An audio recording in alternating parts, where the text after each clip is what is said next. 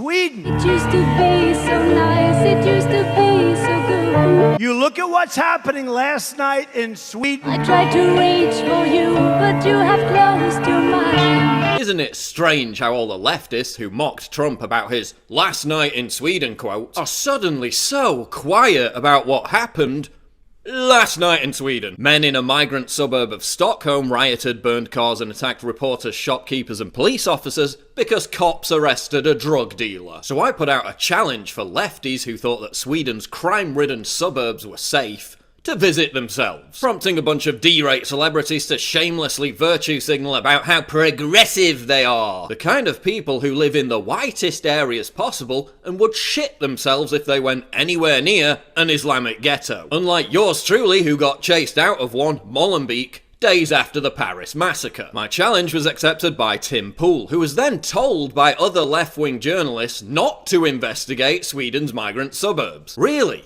Journalists scared of someone doing journalism. But if Sweden's migrant suburbs are so culturally enriched and safe as you claim, what are you afraid of? The truth? The truth about a country that's so safe it holds the proud honour of being the rape capital of Europe. A country where rapes are so commonplace that migrant culprits laugh at their victims as they report it to the police. Nej. Nej. Sweden is on a fast track to disaster. Nej.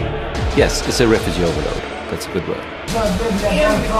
I mean, it's so safe that Turkish government newspapers are placing ads warning their citizens about it. Sweden's migrant suburbs are so safe that when television crews visit them to prove that they're safe, they're physically attacked by migrants. The police leave, and as we prepare to go, young men masking their faces arrive. Good, you're doing good. You're doing good? Yeah. Okay, very good. Take it easy. Okay, you too. And attack. Go. Mate! Go! Don't you touch me! Okay, we're gonna drink. There's no need to be unkind. You can't film. You can't film. No, don't do it. The gang's attention turns when a local intervenes and drives his mobility scooter into the most violent attacker. We've been individually attacked. Soundman has been punched, the producer's been punched, you've been run over, the cameraman. We've all been assaulted and insulted. Sweden's migrant suburbs are so safe that filmmakers fear for their lives as they're assaulted on the street. While we were setting up a shoot at a neighboring location, we were approached by 5 men and told to leave. While my crew took off, I stayed to simply ask why we had to leave. Because I was still wired, we have the sound of what happened next. How come it's a problem to film here? I don't want to be filmed. I know, but why? What's the why? I just don't want to. Spawn, you know. But why? Let me see. Let me see. I'm not filming anything. Look. Show me what you got. Let go of me. Show me what you got. Show me. I let go. I'll show you. I don't want your phone. Show me. Let go now.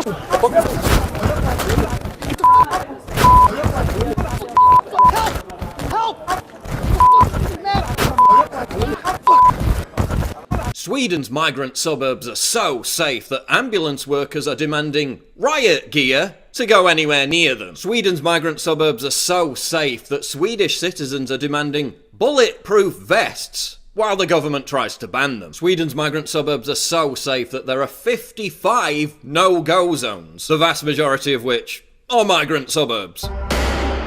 There are now 55 declared no-go zones in Sweden, where police have to escort ambulances to ensure their safety. Oh, but the police do go there, so how dare you call them no-go zones? Yeah, they go there and they're attacked with rocks and missiles. That's not safe. Sweden's migrant suburbs are so safe that pro-immigration Swedish politicians and celebrities live nowhere near them. Sweden's migrant suburbs are so safe that in some areas, meter maids have just stopped going. Sweden's migrant suburbs are so safe that maintenance companies have refused to service customers who live there. Sweden's migrant suburbs are so safe that some Somali immigrants want to leave because their violence-plagued homeland is safer. Sweden's migrant suburbs are so safe that immigrant-led riots and mass burning of cars is commonplace, including last night in Sweden.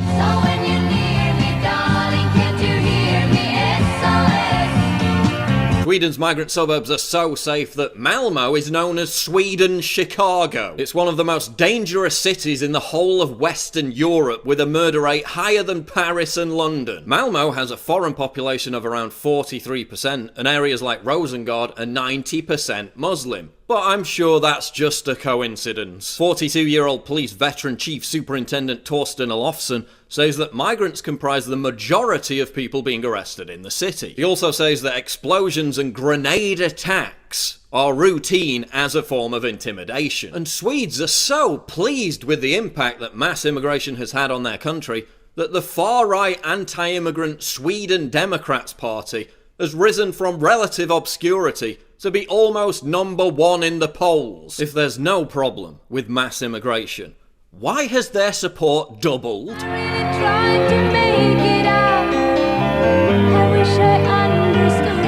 Integration of immigrants in Sweden has been so successful that 53% of prisoners serving long-term sentences in Sweden have a foreign background. Integration of immigrants in Sweden has been so successful that veteran police officer Peter Springer says that almost every suspect involved in a serious violent crime is called Mohammed or another Islamic name. Integration of immigrants in Sweden has been so successful that less than 500 out of 160,000 refugees who arrived in 2016 have a job. Integration of immigrants in Sweden has been so successful that half of all jobless are foreigners. Integration of immigrants in Sweden has been so successful that 58% of welfare payments go to migrants. Integration of immigrants in Sweden has been so successful that ISIS flags have been legalized and returning jihadists are being considered for welfare payments. Integration of immigrants in Sweden has been so successful that migrants are raping women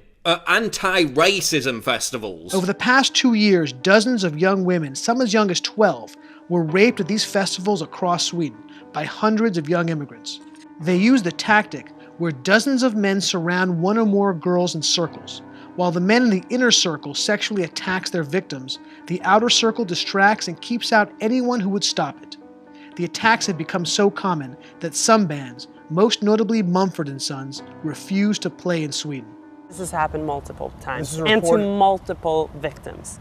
Then the issue is that when it is reported, this was widely known by the people who were there, the police that was on the scene, but then they put the lid on it. So they covered it up. They covered it up. Integration of immigrants in Sweden has been so successful that preschool kids are playing ISIS games. Integration of immigrants in Sweden has been so successful that the words "Pray to Allah or die" alongside an ISIS flag were spray painted on the side of a school. Integration of immigrants in Sweden has been so successful that an ISIS supporter was employed as an immigration officer. The Huffington Post claims that deadly crime has decreased over time in Sweden. The New York Times also claimed crime was decreasing. And that's fake news. Lethal violence has increased 29% since 2014. Sex crimes have doubled since 2012. Gun violence has increased 84% over the last 9 years. All the sources for those stats are in the description below. The Swedish government does not record the ethnicity of those involved in crime, reports the Huffington Post. Oh gee, I wonder why that is. I wonder why they stopped producing reports on this back in 2005. Could it possibly be because the 2005 report showed immigrants to be vastly overrepresented in crime stats? Could it be because immigrants were 5.5 times more likely to carry out rape? Could the lack of statistics relating to migrant crimes be anything to do with the fact that police have been ordered to cover them up? And if you don't believe these facts, or anything that I have to say, then listen to what an actual refugee living in Sweden has to say. Donald Trump is not wrong about Sweden. This huge influx of migrants has been causing quite some problems. Sex crimes have increased severely. Bathhouses and music festivals, I mean, the reports for sex crimes on those have gone up by a lot. And in 80% of sex crime cases pertaining to bathhouses, this is the official police report, 80% of the perpetrators were newly arrived migrants. I mean, we're talking about grown migrants being put in the same schools as 13-year-old girls. The results are always the same. There's molestations, there's rape attempts, there's sexual harassment. It's crazy. What's happening in Sweden is nothing short of crazy. I live here, I can read Swedish. Unless we highlight the negatives, we can't change the negatives. Nothing is gonna get better if we just ignore problems and act like everything is fine. And don't give me that shit about Islamophobia, okay? I have a Muslim background. I don't have a problem with reasonable Muslims. I have a problem with shitty immigration policy. I have a problem with irresponsible politics and bad decisions by politicians. That's my problem. And now we're seeing these big media headlines about how Sweden has no clue what Trump is talking about, so he must just be a big old dummy. That's bullshit. Sweden knows exactly what Trump is talking about. If they were to see his whole speech in its full context, they could probably figure out what he's referring to. Forget last night in Sweden. What about the last couple of years in Sweden? Or the last decade in Sweden? They're not lying. There is a huge problem with crime and rapes and sex attacks, sexual assaults, molestations related to migrants. You really want to pick a fight with us over immigration. And your example is Sweden.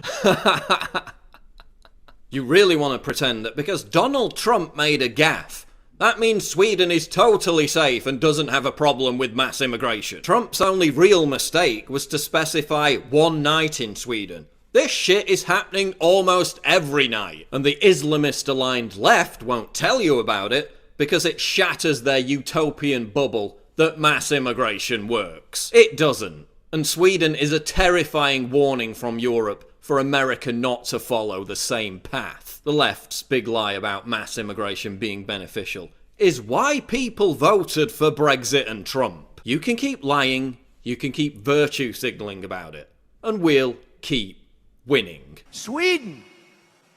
Who would believe this? Sweden! So when you hear me, darling, can't you hear me?